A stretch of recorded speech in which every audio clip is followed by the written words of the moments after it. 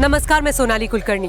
Crime petrol सतर्क के इस नए अध्याय में आप सभी का स्वागत करती हूँ। आज हम एक ऐसी दुनिया में रहते हैं जिसमें सफलता का दबाव हर तरफ से इतना ज्यादा होता है कि कोई इंसान कितना भी अच्छा क्यों न हो, अगर वो सामाजिक रूप से असफल है तो उसकी अच्छाइयाँ मायने नहीं रखती।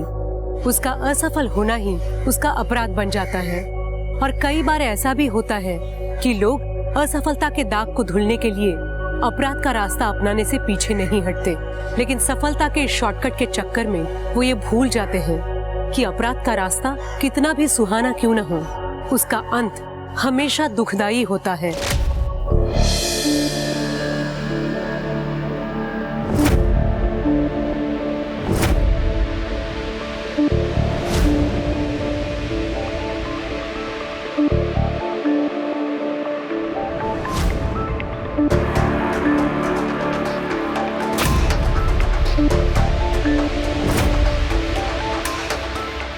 तो लेडीज, आज की क्लास यहीं खत्म होती है, कल फिर मिलते हैं।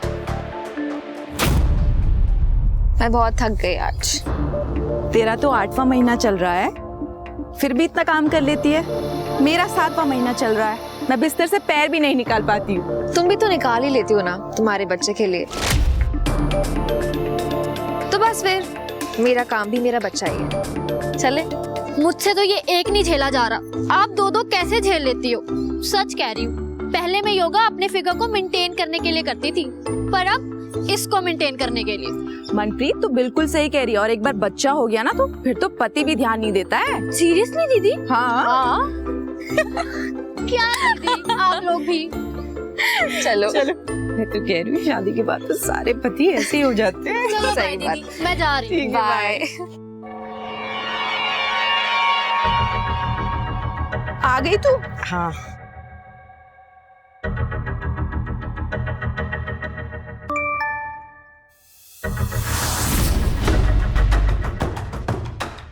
अंजू, हाँ? क्या हुआ? कोई टेंशन है? नहीं, कुछ भी नहीं।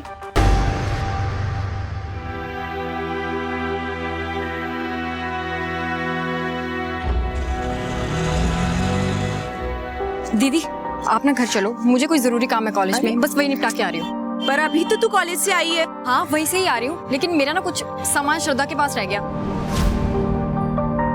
बस वही लेने जाना, इम्पोर्टेंट है। Bye bye bye. अरे जल्दी आना, तुझे पता है ना मेरे ससुराल वालों को देर से आना पसंद नहीं है। कहाँ जा रही है पता नहीं।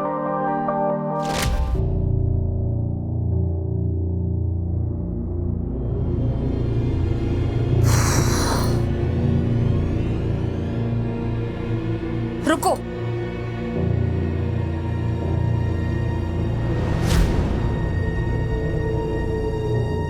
ये क्या है? इतना नमक, इसे खाकर कौन वापस आएगा यहाँ पे? मैं ढाबा कैसे चलाऊंगी? अरे इसीलिए तो बोला है मेम साहब, बंद कर दीजिए ये ढाबा। अरे औरतों के बस का नहीं है ये ढाबा बाबा चलाना। बग्गा, तुम यहाँ क्या कर रहे हो? अरे मैडम, कब समझोगे आप? मैडम, दाल में नमक और आदमी में गुस्सा, अगर दोनों ज्यादा हो जाए ना तो स्वाद खराब कर देते हैं। आप बेच क्यों नहीं देती हमें? अरे सबको पता है आप कितना नुकसान उठाती हो। ऐसा है, अपने बाप लोगों से जाके कह दो कि उनकी औकात नहीं है अंजू का ढाबा खरीदने की, और ना तेरी औकात है मुझे डरा सकने की। आई समझ में? प्यार से समझा रहा हूँ, समझ में नहीं आता क्या? घुसता नहीं कुछ दिमाग में? हैं? औकात दिखाओ इसको अपनी।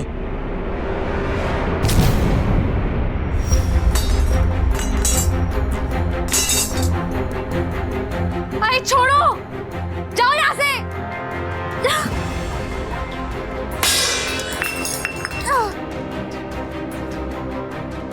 निकलो यहाँ से, चलो निकलो यहाँ से अभी के अभी। हट जाओ। देख, लग जाएगी। जाओ यहाँ से, चलो निकलो, हट जाओ, दोबारा मत आना। चलो निकलो, इसे बाद में देख लेंगे। चलो चलो।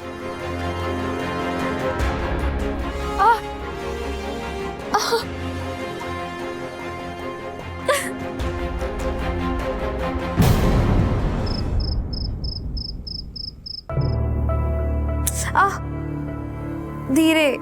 ये मर्दों को सुधारने का आंदोलन तुम थोड़ी देर बाद नहीं कर सकती? और ये ढाबा कुछ दिनों के लिए बंद कर दो। अरे अपनी हालत तो देखो। और वैसे भी तुम दोनों की शादी होने वाली है 2 सप्ताह में।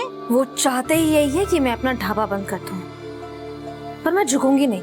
अरे माँ, एक मिनट। अंजू, मुझे पता है तुम बहुत ब्रेव हो, पर अपना ख्याल रखा करो ना। पता नहीं क्या जादू कर दिया मेरे बेटे पर। अरे इसको से कुछ दिखाई सुनाई नहीं देता।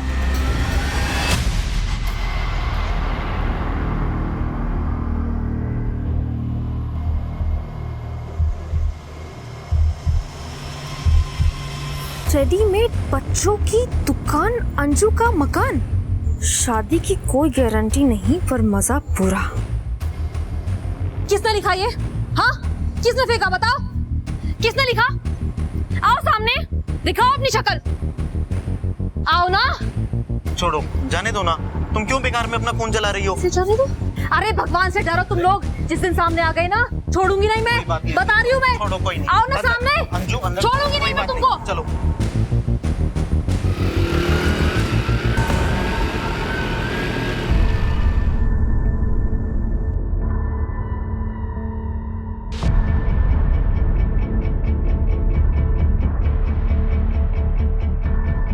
अरे प्रीति, ले बेटा, थोड़े दिनों में तेरी ना गोद भराई है। मेहमान आएंगे, तुम्हारी ये हड्डियां देखकर क्या सोचेंगे? मम्मी जी, हड्डियां?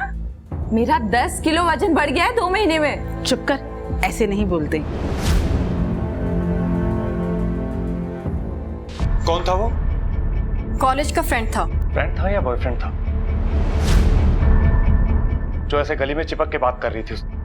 तुम्हें जरा सा भी अंदाजा है कि तुम्हारी इन हरकतों की वजह से ना हम सबकी इज्जत पे क्या असर पड़ता है? ओ प्लीज, इज्जत का लेक्चर ना आप लोग तो मुझे मत ही दो, क्योंकि अगर मैंने अपना मुंह खोला ना तो बहुत बुरा लगेगा।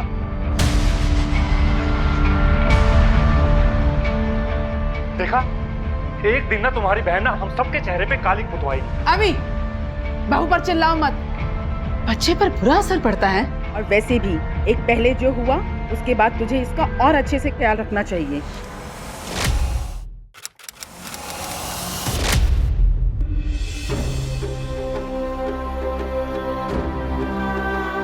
तुम्हारी लापरवाही की वजह से मेरे पोते को पैदा होने से पहले ही मार दिया। माँ प्लीज, देखिए उसकी तबीयत ठीक नहीं है। ये सही वक्त नहीं ये सब बातें करने का। तो कब होगा सही वक्त? अरे एक माँ अपने बच्चे की जान बचाने के लिए अपनी जान तक दे देती है, और ये कैसी माँ है जो अपने पेट में पल रहे बच्चे तक को नहीं बचा पाई? कैसी माँ है ये?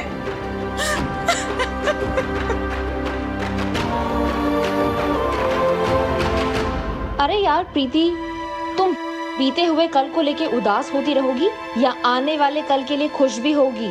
कैसे खुश हो जाऊं यार मैं? मेरा बच्चा मेरी वजह से।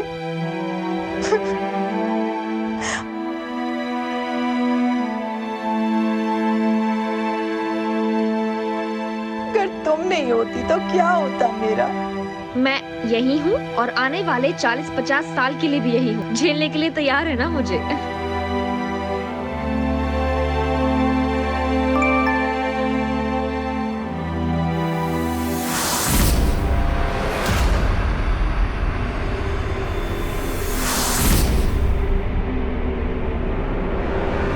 अंजू, हाँ? क्या हुआ? जब भी मैसेज आता है तुम सैड हो जाती हो। कोई प्रॉब्लम है? ऐसा कुछ भी नहीं है। चुपचाप से मुझे बता दो क्या प्रॉब्लम है तुम्हें। आज तो तुम्हें बताना ही पड़ेगा। क्या है ना यार प्रीति, पैसों का बहुत टेंशन है। ढाबे के खर्चे बहुत बढ़ गए हैं और मेरी सासू माँ, उनको शादी धूमधाम से करवानी है।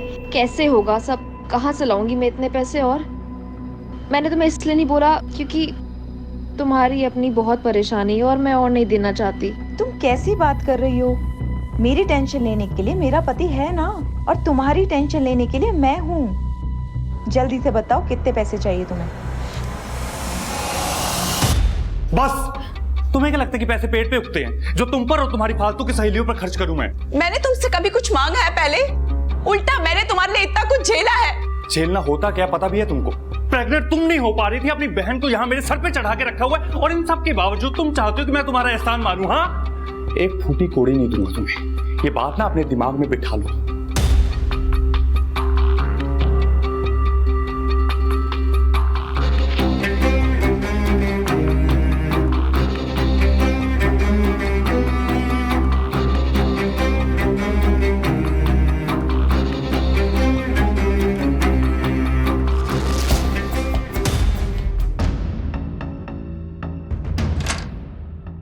दीदी, सारा सामान अंदर रख दिया है, आप रुकेंगी क्या अभी? नहीं, मैं भी बस निकल ही रही हूँ। वो वीरो को फोन करी थी, पता नहीं कहाँ उठा नहीं रहा। आप चलो। ठीक है दीदी। कहाँ हो यार? मैं निकल रही हूँ, मैं हाईवे की तरफ जा रही हूँ, मुझे वहीं मिलो।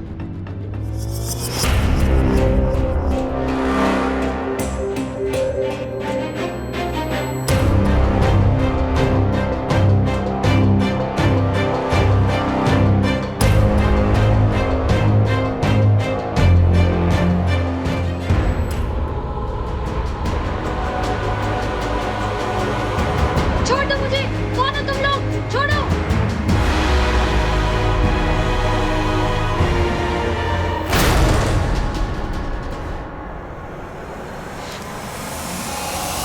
रितु, जब मैं घर से जा रही हूँ तो तुम यहाँ रहकर क्या करोगी?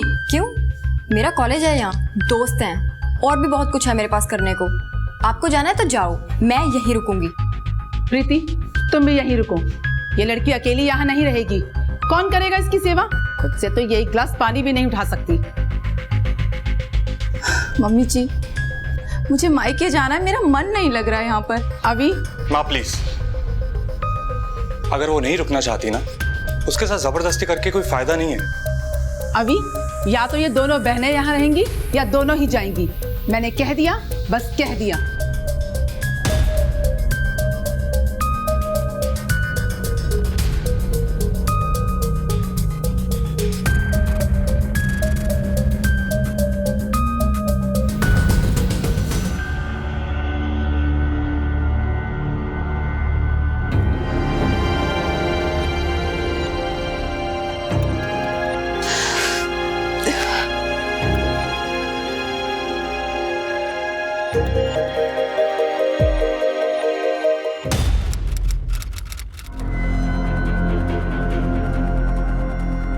पानी,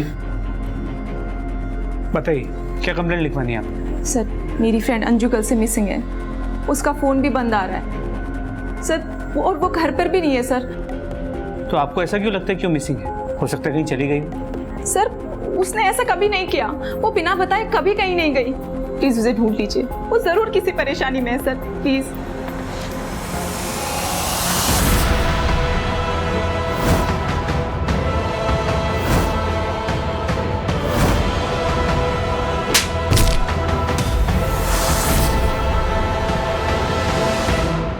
अरे यार, क्या फर्क पड़ता है, बॉस नया हो या पुराना, होते तो खड़ूस ही है ना।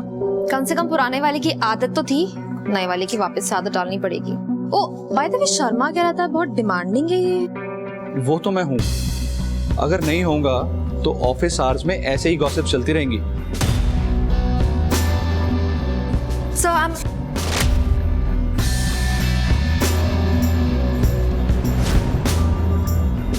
sorry. I need to.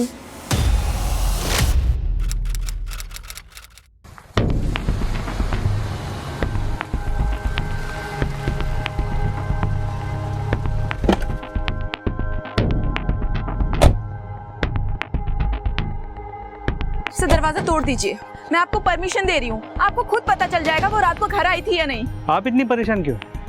Anju का परिवार नहीं है, उन्हें उसकी परवाह नहीं है। सर, उसकी कोई फैमिली नहीं है सिवाय उसके मंगेतर वीरू के, और मुझे नहीं पता वो कहाँ है और अंजू को क्यों नहीं ढूंढ रहा है। देखिए, वो जो कुछ भी है, हम ऐसे ताला नहीं तोड़ सकते। सर, क्या हुआ यहाँ पे? आप लोग? सर, यही है अंजू का मंगेतर वीरू। आपकी मंगेतर कहाँ है? हम उसे ढूंढते हुए यहाँ आए। मुझे खुद नहीं पता सर, मैं तो खुद उसे ढूंढता हुआ यहाँ पे पहुँचा हूँ। आपके पास घर की चाबी है? नहीं सर। तो फिर हमें ताला तोड़ना पड़ेगा। परमजीत, ताला तोड़वाओ। सर।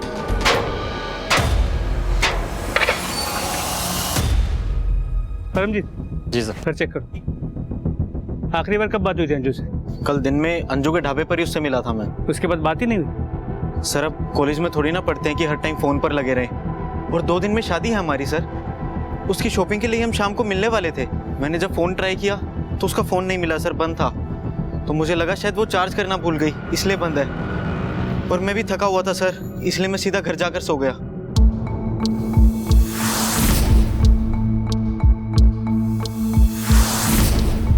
सर लग तो नहीं रहा अंजलि घर वापस आई थी रात में। सब कुछ एकदम नीट एंड क्लीन है सर।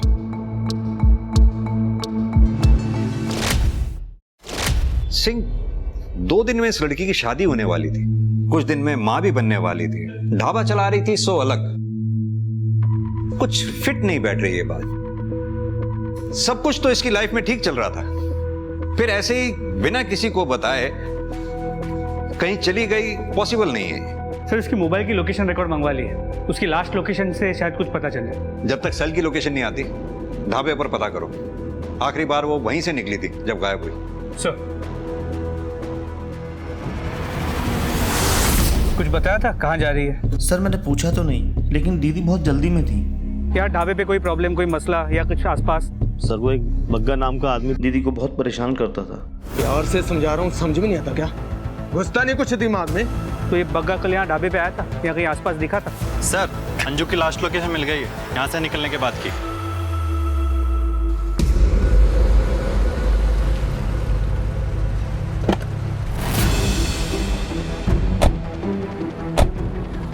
आसपास चेक करो, इस तरफ देखो। सर ये फोन मिला है।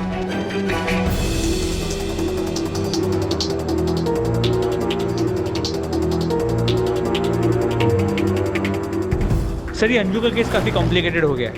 हाईवे के बाद झाड़ियों में उसका फोन मिला है, टूटा हुआ है सर। ठीक है सर, हम आसपास पूछताछ करते हैं।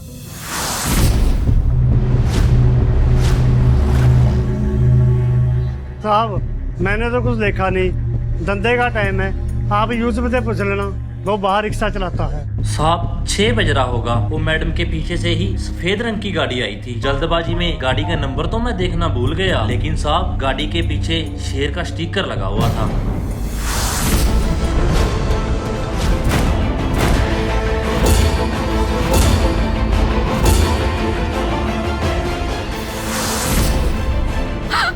प्लीज मुझे छोड़ दो, प्लीज वो डॉक्टर के पास नहीं चलो, बहुत दर्द हो रहा है। सिंह, अगर ये रैंडम किडनैपिंग होती तो अब तक फिरौती के लिए कॉल आ गई होती। मसला कुछ और ही है। उस ऑटो वाले यूसुफ ने जिस तरह का डिस्क्रिप्शन दिया था, उस गाड़ी के बारे में कुछ पता चला? Any CCTV footage? सर वो एरिया काफी आउटर में, वहाँ कोई सीसीटीवी कैमरा नहीं मिला। सबसे करीब का सीसीटीवी कैमरा 3 किलोमीटर दूर हाईवे पे। सर अंजू का मंगेतर वीरू आ गया है। सर अंजू के पति की डेथ हो चुकी है सर, एक एक्सीडेंट में 8 महीने पहले, और बच्चा भी अंजू के पहले पति से ही है। फिर भी अंजू से शादी करने जा रहे थे? सर प्यार दिमाग से नहीं, दिल से किया जाता है। जब मैं पहली बार अंजू से मिला उसके ढाबे पर और मैंने अपने दिल की बात उससे कही, तो सर उसने सबसे पहले अपने पति के बारे में ही मुझे बताया था, और उस दिन से ही अंजू का बच्चा मेरा बच्चा हो गया सर। फिर वो बच्चा नहीं चाहता था, और उसकी माँ तो अंजू को कभी पसंद भी नहीं करती थी। अंजू बहुत प्रेशर में थी, एक तरफ उन दोनों का प्रेशर और दूसरी तरफ वो गुंडे जो उसके ढाबे के पीछे पड़े हुए थे। कौन गुंडे? वो बग्गा? सर नाम तो नहीं बताया उसने कभी मुझे, लेकिन उसके ढाबे की वजह से आसपास के सारे ढाबे वालों का नुकसान हो रहा था। सर अंजू एक औरत है और आसपास के सारे ढाबे वाले उसके साथ जबरदस्ती करके उसका ढाबा बंद कराना चाह रहे थे, और शायद उसे धमकियां भी आ रही थी। अंजू ने आपको तो उन धमकी भरे मैसेजेस के बारे में जरूर बताया होगा। किसके आते थे? 1-2 बार पूछा था मैंने उससे सर, लेकिन कभी ज्यादा जोर नहीं डाला। अंजू क्या हुआ, कोई टेंशन है? नहीं कुछ भी नहीं। मुझे लगा वो टाइम आने पर मुझे खुद बता देगी, लेकिन मुझे क्या पता था कि वो टाइम कभी आएगा ही नहीं। प्रीति जी, कहीं आप हमें कहानी तो नहीं सुना रही हैं कोई? आपको अंजू के बारे में सब बातें पता है, उसके घर के बारे में, पति के बारे में, उसको धमकी भरे मैसेजेस आते थे वो भी आपको पता है, लेकिन सब आधी अधूरी। कि हमें धुआं भी दिखाई दे और आग के बारे में पता भी ना चले। सर ऐसा कुछ नहीं है, मुझे बस उसकी चिंता हो रही है।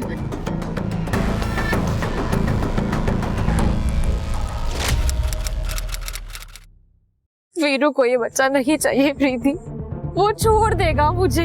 जब से ये बच्चा मेरी जिंदगी में आया ना, सिर्फ मुसीबत लेकर आया ये मेरे। पहले मेरे पति की मौत हो गई और अब वीरू, वो छोड़ देगा मुझे। अंजू देखो सुनो, बच्चे भगवान का रूप होते हैं, तुम सब्र रखो, सब कुछ ठीक हो जाएगा। कुछ ठीक नहीं होगा जब तक ये जिंदा है। मेरे बच्चे को मत मारो।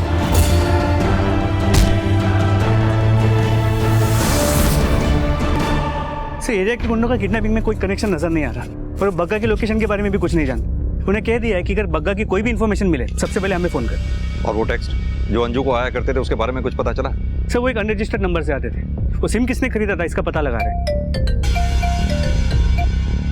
हेलो, ठीक है सर, हाईवे पेट्रोल टीम को एक सस्पिशियस गाड़ी नजर आई खानपुर एरिया में।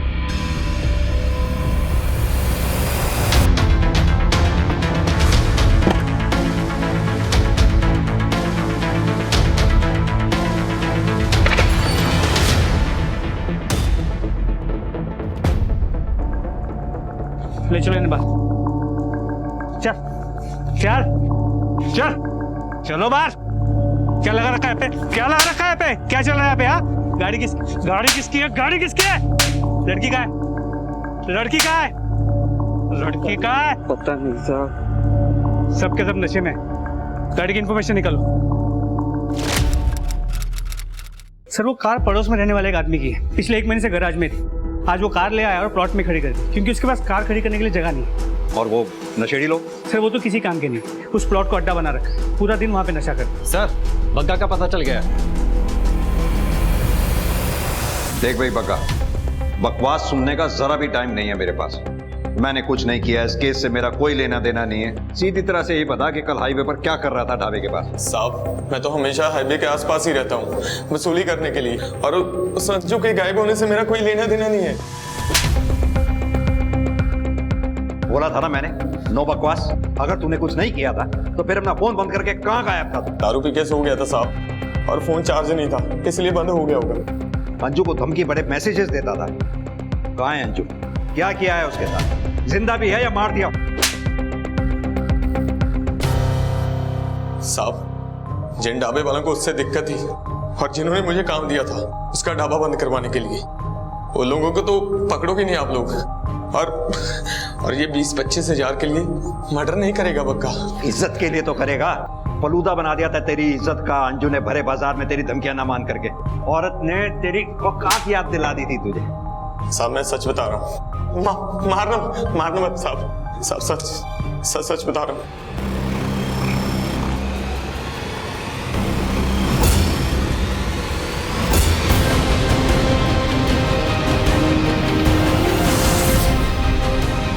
कौन है वहां पे? रुक, कौन है वहां? कौन है?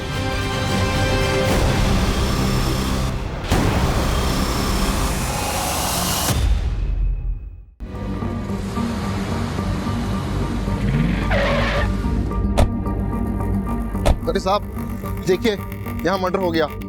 कौन, आप ही ने किया था? हाँ जी साहब। हाँ जी।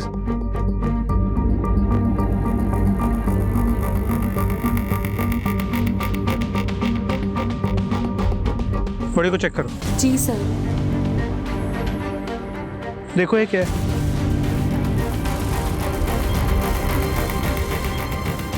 सर कोई बच्चा है। कटकाठी और हुलिये से ये अंजू लग रही है, तो ये बच्चा भी अंजू का हो सकता है। बॉडी को पोस्टमार्टम के लिए भेजो और वीरू को बुलाओ आइडेंटिफिकेशन के लिए।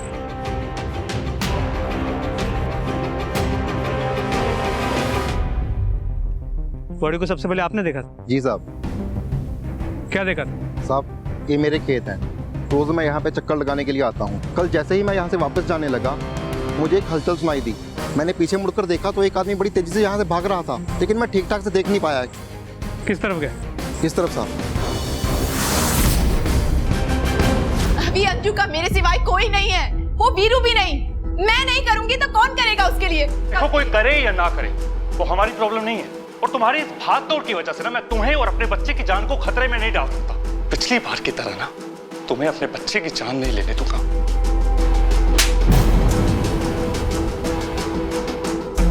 अबे पेट से है वो, और नहीं होती तो?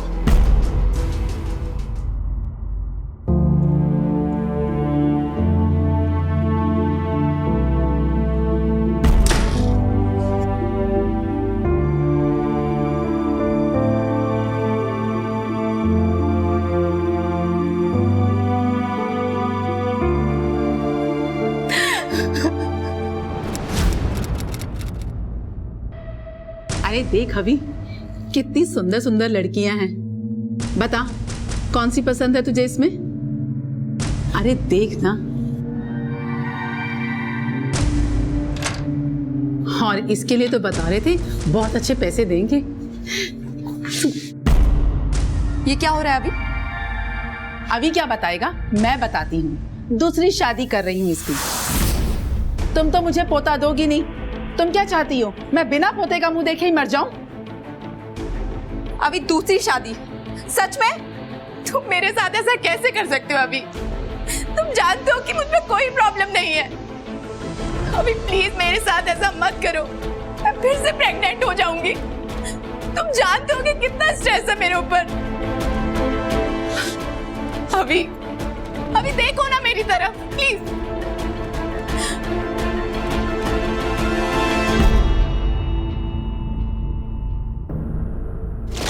सर, वीरू ने बॉडी को आइडेंटिफाई कर लिया है। वो बॉडी अंजू की है, पर पोस्टमार्टम रिपोर्ट से पता चला है कि अंजू की मौत से ठीक पहले उसकी डिलीवरी हुई थी। और सर, उसके बच्चे के पोस्टमार्टम रिपोर्ट से ये इंटरेस्टिंग बात सामने आई है। ये माजरा क्या है? अंजू को पत्थर से कुचल के मारा गया, लेकिन उसके बच्चे को नहीं। सिंह, ना तो हम अंजू को बचा पाए और ना ही उसके बच्चे को। अब कम से कम उसके किलर को पकड़ लें तो अंजू को इंसाफ मिलेगा। एक काम करो, अंजू को सारे कॉन्टैक्ट्स के बैकग्राउंड में जाओ, छोटी से छोटी चीज का पता लगाओ। और ये उस अनरजिस्टर्ड नंबर की कुछ डिटेल्स आई हैं जिससे अंजू को टेक्स्ट किया जाता था। गुड़गांव की एक मोबाइल शॉप से 8 महीने पहले ये वहां से खरीदा गया था। गुड़गांव पुलिस को इन्फॉर्म करके इस दुकानदार से इस नंबर की डिटेल्स निकलो। तब तक मैं रितु से बात करके आता। प्रीति की बहन रितु?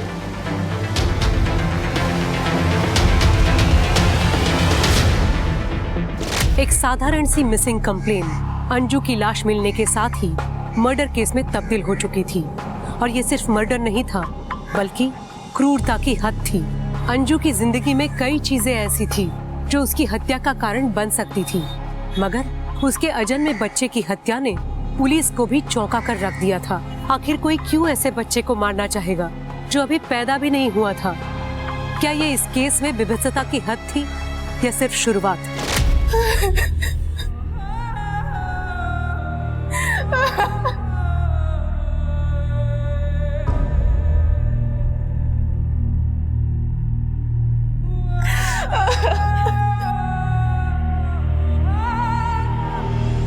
मुझे कुछ टाइम अंजू के साथ अकेला चाहिए, उसके जाने से पहले।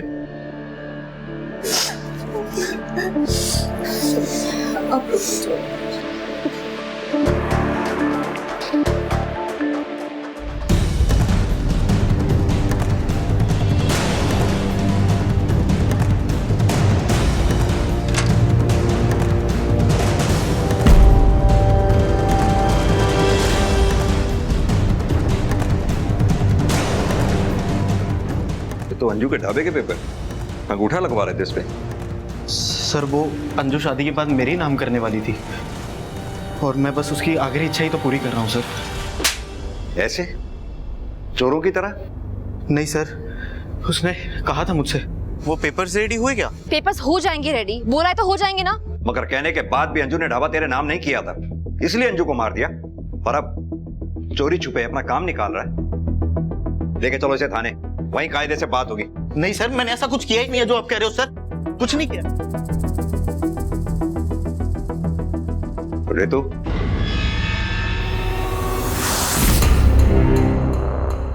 मैंने अंजू को टेक्स्ट किया था, लेकिन उसने कोई रिप्लाई ही नहीं दिया। क्यों टेक्स्ट किया था? वो भी उस दिन जिस दिन अंजू के साथ ये हादसा हुआ? सर एक्चुअली मैं प्रीति से अलग अपने रेंट पे रहने का सोच रही थी, ताकि मेरी वजह से उसे और उसके ससुराल वालों को भी कोई प्रॉब्लम ना हो, और अगर अंजू के ढाबे पर काम मिल जाता तो मेरा रेंट निकल जाता। ठीक है, अभी तो तुम जाओ, जरूरत पड़ी तो फिर पूछताछ करें। ठीक है सर।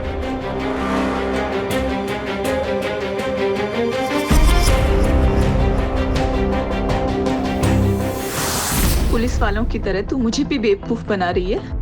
सच सच बताओ, क्या चल रहा है तुम्हारे मन में? यही बात मैं भी तुम्हारे बारे में बोल सकती हूँ, तुम्हारे और अंजू के बारे में। कुछ तो खिचड़ी पका रही थी तुम दोनों। क्या बकवास कर रही हो तुमने? तू मुझे बेवकूफ समझती हो, लेकिन मैं हूँ नहीं। हाँ, तुम झूठी जरूर हो।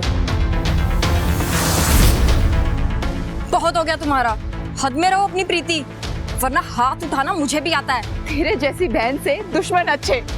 गलती कर दी मैंने तुझे घर पे बुलाकर। गलती तुमने की है तो भुगतोगी भी तुम ही।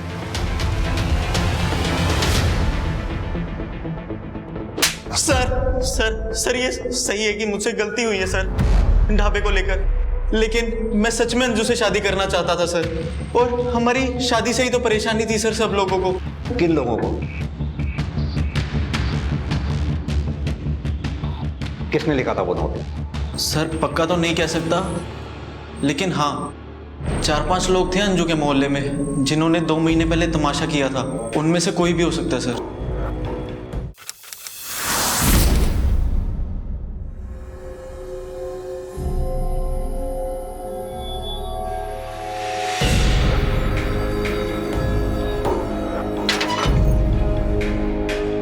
इनको तो मैं अभी बताती हूँ। किसने लिखा ये? सामने आओ।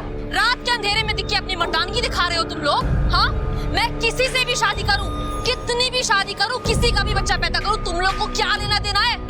मेरा घर है ये। हमें कुछ नहीं करना, ये शरीफों का मोहल्ला है। तुम्हारे जैसी औरतों ने यहाँ बसकर पूरे मोहल्ले का माहौल खराब कर दिया है। मैं तो अभी बताती हूँ। अंजू क्यों मुंह लग रही हो इनके?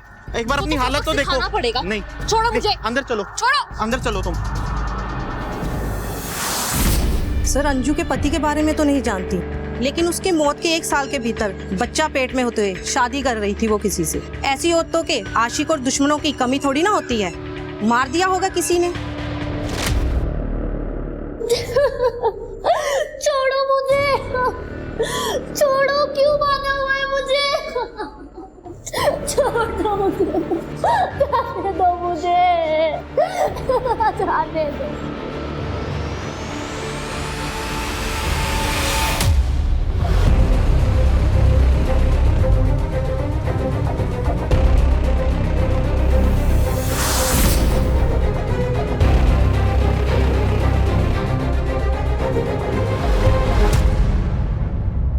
बॉडी को पोस्टमार्टम के लिए भेज दो, पर फोटो निकाल के आसपास के पुलिस स्टेशन में सर्कुलेट करो। देखो कोई मिसिंग कंप्लेंट फाइल हुई है क्या? जी सर।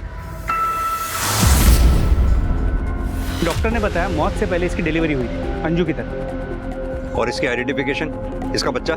सर अब तक कुछ भी पता नहीं चल पाया। सर अंजू यहाँ आने से पहले गुड़गांव में रहती थी। हमारी लोकल पुलिस उसके एड्रेस पर पहुंची तो पता चला कि उसकी शादी नहीं हुई थी सर। और सर पति के मौत की कहानी उसने झूठी बनाई थी सर। वो सिम भी तो गुड़गांव की मोबाइल शॉप से इशू हुआ था ना, जिससे अंजू को टैक्स आया करते थे। जी सर, लोकल पुलिस ने दुकानदार से पूछताछ की थी सिम के बारे में। वहां से पता चला कि सर विशाल खरबंदा के नाम से सिम इशू कराई गई थी। विशाल खरबंदा? ये विशाल खरबंदा कौन है? तो आप थे अंजू के बॉस? जी। उसे धमकी भरे मैसेजेस क्यों भेजते थे आप? सर मैं उसे मैसेजेस जरूर भेज रहा था, बट उसे मिलने के लिए। और क्यों बुलाना चाहते थे उसे? सर वो मुझे ब्लैकमेल कर रही थी, मुझसे और पैसे चाहती थी। मैं उसे ऑलरेडी 10 लाख दे चुका था ढाबा खोलने के लिए। ऐसा क्या रीजन था अंजू के पास जो तुम्हें ब्लैकमेल कर रही थी? दूर हटो मुझसे। तुमने मुझे बताया क्यों नहीं कि तुम ऑलरेडी शादीशुदा हो? सुनो मेरी बात, तुम्हारा तलाक कल हो या आज हो, मुझे उससे कोई फर्क नहीं पड़ता। मैं तुम्हारी बच्चे की माँ बनने वाली हूँ और तुम पीछे हट रहे हो। अंजू फॉर गॉड सेक धीरे बोलो, बाहर ऑफिस। I don't care, सुनने दो सबको। You know what? अगर तुमने मेरे और मेरे बच्चे का फ्यूचर सिक्योर नहीं किया ना, इस ऑफिस में तो क्या पूरी दुनिया में बता दूंगी मैं कि ये बच्चा तुम्हारा है। अंजू! विशाल से ब्लैकमेलिंग, वीरू से झूठ बोलकर शादी। इस अंजू का भी पता नहीं किस किस से क्या झूठ बोला हो। एक काम करो सिंह, इस विशाल के लिए भाई चेक करो, पता करो मर्डर वाले दिन ये जलंधर में था या नहीं। सर विशाल का अंजू के साथ कनेक्शन था, लेकिन उस दूसरी औरत से। सिंह फिलहाल तो किसी भी पॉसिबिलिटी को रूल आउट नहीं किया जा सकता है जब तक कि सच सामने ना आ जाए। सर उस दूसरी औरत का सच सामने आ गया, उसे आइडेंटिफाई कर लिया गया। उसका नाम मनप्रीत कौर। सर 3 दिन से गायब थी मनप्रीत कौर। उसके हस्बैंड ने हमारे थाने में मिसिंग रिपोर्ट भी लिखवाई थी।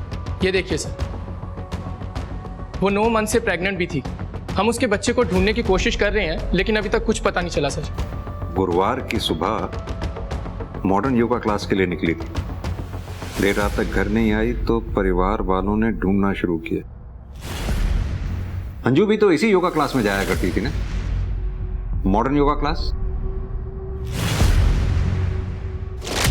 बीना जी, मनप्रीत और अंजू दोनों आपके यहाँ योगा क्लासेस लेती थी, दोनों एक ही बैच में थी और दोनों के बीच का कनेक्शन थी आप। आपको ये कनेक्शन कभी दिखा नहीं? नहीं सर, नहीं दिखा। और मुझे तो मनप्रीत के बारे में ऐसा कुछ पता भी नहीं था। मुझे लगा 9th मंथ पूरे हो चुके हैं, उसकी डिलीवरी हो चुकी होगी, इसीलिए वो क्लास में नहीं आती। बीना जी, आपको छुपा तो नहीं रही है ना हमसे, क्योंकि मनप्रीत के बच्चे की जिंदगी का सवाल है। नहीं सर, इसमें छुपाने वाली कौन सी बात है? ये प्रीति अंजू की फ्रेंड, इसके बारे में आपका क्या कहना है? सर प्रीति मेरी अच्छी क्लाइंट रही है और अंजू और मनप्रीत की अच्छी दोस्त भी थी।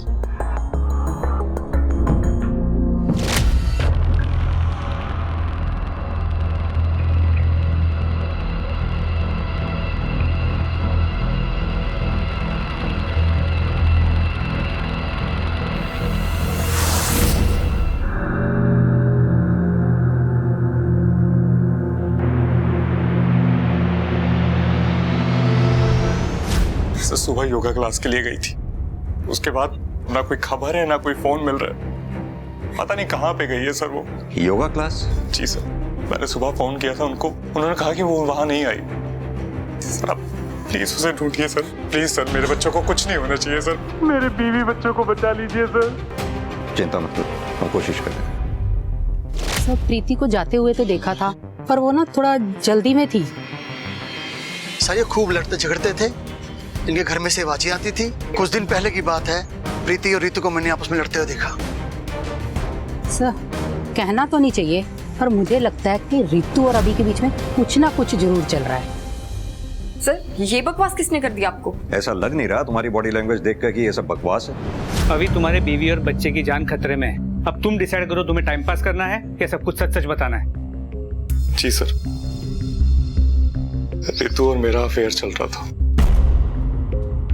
लेकिन सर इन सब के बावजूद ना मैं प्रीति से बहुत प्यार करता हूँ। ये अजीब प्यार है तुम्हारा अपनी बीवी के लिए कि उसी की बहन के साथ तुम अफेयर भी कर रहे हो। प्रीति ये सब जानती थी, इनफैक्ट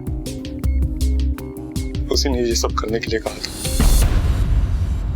मेरी खुद की बहन ने मेरा इस्तेमाल किया, मुझे अपने पति के साथ सोने के लिए बोला ताकि मैं उसे और अभी को एक बच्चा दे सकूं, और अभी उसे छोड़कर किसी और दूसरी औरत के साथ शादी ना कर ले। लेकिन सर जैसे ही प्रीति खुद प्रेग्नेंट हुई, मुझे अभी को छोड़ने के लिए कहने लगी। सर मेरे मन में अभी के लिए फीलिंग्स हैं, तो ऐसे कैसे छोड़ दूं? सही कह रही हैं आप, ऐसे कैसे छोड़ दें किसी को? गुस्सा तो आएगा ही, इसीलिए शायद प्रीति को गायब कर दिया आप। सर मैंने आपको सब कुछ सच सच बता चुका हूँ। मेरे बच्चे की माँ बनने वाली है वो। एक बच्चा ना मैं पहले खो चुका हूँ, अब दूसरा नहीं खो सकता सर। प्लीज उसे ढूंढिए सर, देखिए प्लीज उसे ढूंढिए सर। एक मिनट, बच्चा खो चुका हूँ मतलब?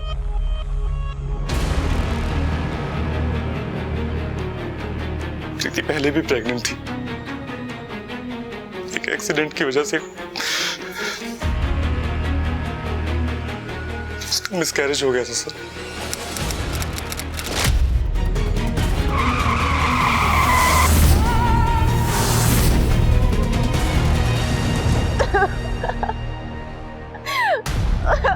छोड़ दो मुझे, छोड़ दो, छोड़ दो।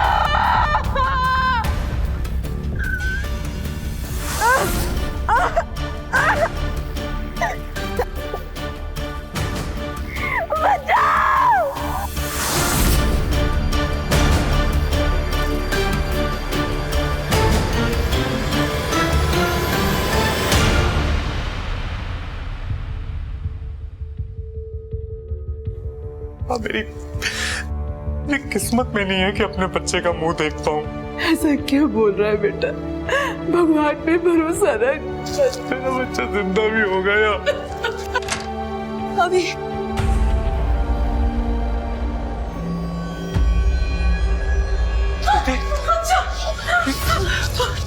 प्रीति,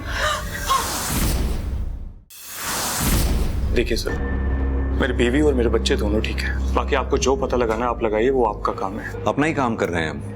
प्रीति से बात करनी है हमें। तो आप डॉक्टर से बात कीजिए सर, वहाँ अंदर प्रीति का चेकअप चल रहा है। डॉक्टर सब ठीक तो है ना? हाँ, बस थोड़ा क्वेश्चन लेने की जरूरत है। माँ और बच्चा दोनों को डिहाइड्रेशन हुआ है। हम प्रीति से बात कर सकते हैं? I don't know sir, emotional trauma से अभी वो गुजर रही है। अपने बच्चे तक को वो हाथ नहीं लगाने दे रही। मुझे नहीं लगता वो आपकी मदद कर पाएगी। लेकिन हमारा प्रीति से बात करना ज्यादा जरूरी है। कोई है जो प्रेग्नेंट लेडीज को अपना निशाना बना रहा है, और सिर्फ प्रीति ही है जो हमें उस तक पहुंचा सकती है। प्रीति, सर पूछिए जो पूछना है, मैं सब बताऊंगी। सर, उसने मास्क और ग्लव्स दोनों पहना हुआ था। मैंने तो उसकी आवाज भी नहीं सुनी। लेकिन प्रीति, तुम तो वहां से भाग के आई हो ना। रास्ता तो तुम्हें ध्यान होगा जहां तुम्हें रखा गया था।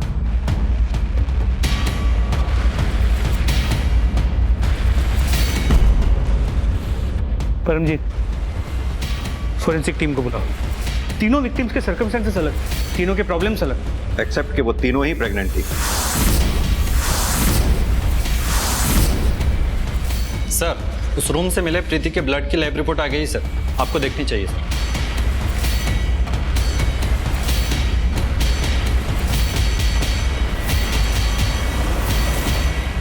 सर, प्रीति से मिलना पड़ेगा। मैंने कुछ नहीं किया है सर। बहुत सुन लिया हमने। ये इसमें तुम्हारी ब्लड रिपोर्ट है जो हमें तुम्हारे डिलीवरी वाले रूम से मिली। साफ साफ लिखा है इसमें तुम्हारे ब्लड में प्लेसेंटा है ही नहीं, जो एक प्रेग्नेंट लेडी के ब्लड में होना जरूरी है। मतलब ये कि आपकी बहू कभी प्रेग्नेंट थी ही नहीं। इसकी प्रेगनेंसी से लेकर डिलीवरी तक आपसे झूठ बोला इसने।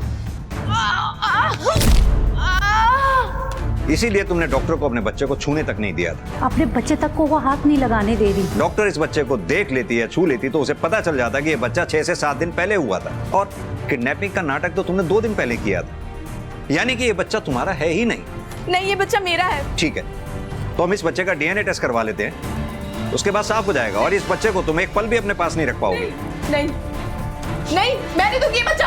अगर मैंने ये बच्चा खो दिया तो ये लोग मेरा जीना हराम कर देंगे। मैंने सिर्फ और सिर्फ अपनी शादी बचाने के लिए ये सब किया। पहले बच्चे को खोने के बाद इन लोगों ने मेरा जीना मुश्किल कर दिया था। या तो ये दोनों बहनें यहाँ रहेंगी या दोनों ही जाएंगी। और अभी तो दूसरी शादी करना चाहते थे। जीतू को मैं अपनी शादी बचाने के लिए लेकर आई थी, लेकिन ये तो मेरी शादी खराब करने में तुली हुई थी। सच सच बताओ, क्या चल रहा है तुम्हारे मन में? यही बात मैं भी तुम्हारे बारे में बोल सकती हूँ, तुम्हारे और अंजू के बारे में। मुझे कुछ समझ नहीं आ रहा था कि मैं क्या करूं, इसीलिए मैंने प्रेगनेंसी का नाटक किया। मतलब किसी और का बच्चा तू मेरे गले बांधने वाली थी, और इतने टाइम से हम सबको बेवकूफ। अरे ज्यादा मर्दानी की दिखाने की जरूरत नहीं, वहीं खड़े हो जाओ।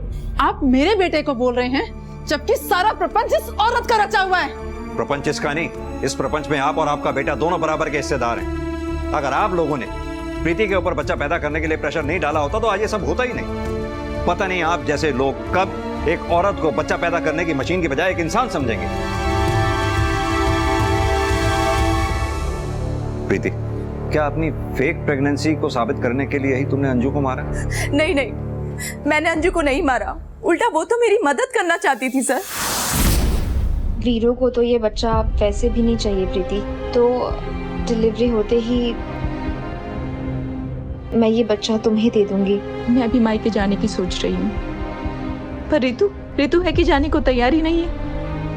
अब तुम बताओ, अगर मैं मायके नहीं गई तो ये बच्चा कहाँ बदलेंगे हम लोग? कहीं रितु को कुछ शक तो नहीं हो गया है? और डाउट की तो कोई वजह ही नहीं है, बस अब सब कुछ ठीक हो जाए जल्दी से। अंजू के गायब हो जाने के बाद मेरी मुसीबतें बढ़ गई थी।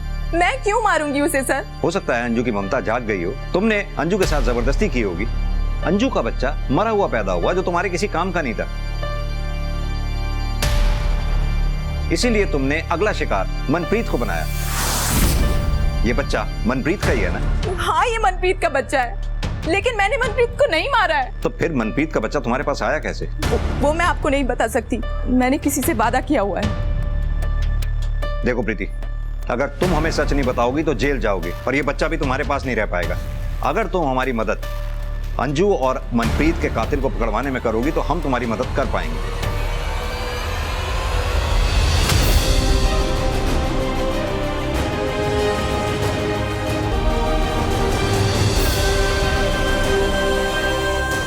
कौन हो तुम?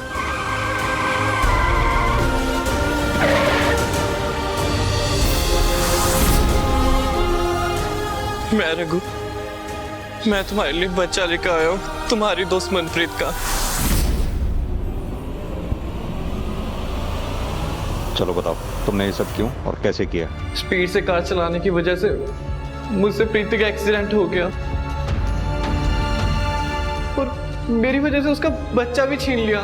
तो बस मैंने भी ठान लिया कि कुछ भी करके उसका बच्चा मैंने लौटा दूंगा।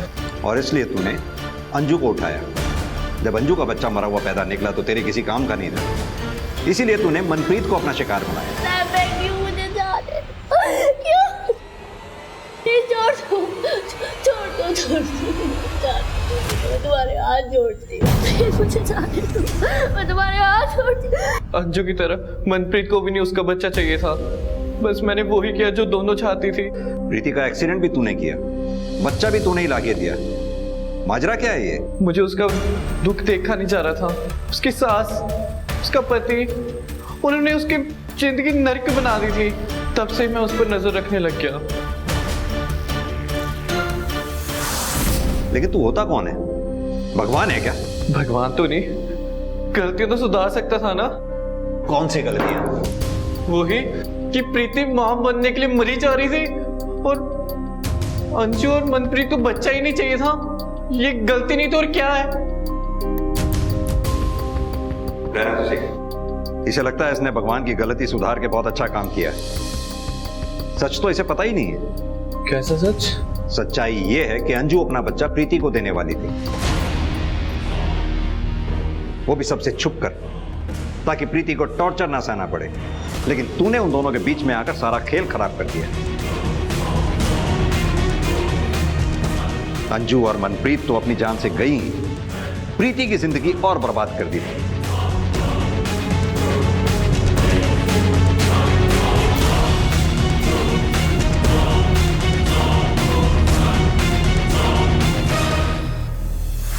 रघु के एक तरफा प्यार ने कई जिंदगियों को समय खत्म जरूर कर दिया था, मगर इस केस की पृष्ठभूमि हमारे समाज ने ही तैयार की थी। ऐसा समाज जो औरतों से सिर्फ परफेक्शन की उम्मीद करता है, मगर माँ ना बन पाने का जो अपराध बोध एक औरत के अंदर पैदा किया जाता है, जो कि उसे तोड़ कर रख देता है। इस केस की जड़ में भी प्रीति का वही अपराध बोध था। इस केस में अंजू और उसका बच्चा बच सकता था। मनप्रीत एक ऐसी मौत नहीं मरती जो उसे मिलनी ही नहीं चाहिए थी। प्रीति को वो सब कुछ मिल सकता था जिसके लिए उसने इतने सारे झूठ बोले थे, और ये सब होने के लिए बस इतना ही काफी था अगर औरत को समाज द्वारा देवी नहीं बल्कि सिर्फ एक इंसान समझा गया होता। इसी के साथ मैं सोनाली कुलकर्णी आपसे विदा लेती हूँ। फिर होगी आपसे मुलाकात एक ऐसे ही चौंका देने वाले केस के साथ क्राइम पेट्रोल सतर्क में। तब तक अपना और अपने परिवार का ख्याल रखिए। आप जानते हैं हम सब एक मुश्किल दौर से गुजर रहे हैं। कृपया मास्क पहने, सैनिटाइजर का इस्तेमाल करें और उचित दूरी बनाए रखें। देखते रहिए क्राइम पेट्रोल सतर्क। जय हिंद।